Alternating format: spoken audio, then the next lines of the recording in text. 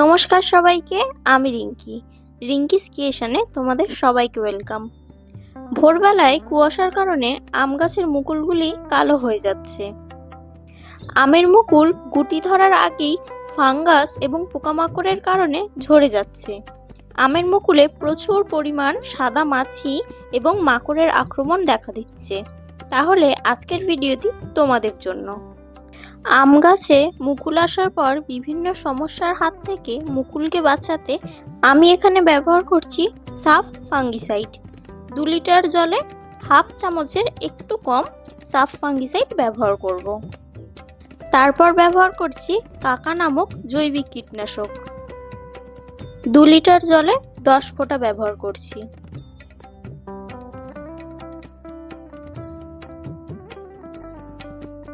এরপর আমি ব্যবহার করছি নিম অয়েল, 2 লিটার জলে হাফ ml। এরপর 2 লিটার জলে 1 গ্রাম বোরন ব্যবহার করছি।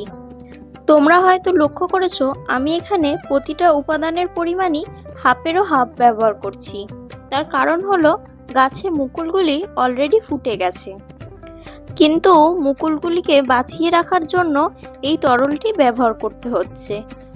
তোমরাও তোমাদের ছাদ বাগানে মুকুলের যদি এমন সমস্যা লক্ষ্য করতে পারো তাহলে এই তরলটি অবশ্যই ব্যবহার করো, খুব ভালো রেজাল্ট পাবে। আজকের ভিডিও এতটাই। ভিডিওটি কেমন লাগলো অবশ্যই জানিও। যদি ভালো লেগে থাকে চ্যানেলটি সাবস্ক্রাইব করে পাশে থেকো। Thank you.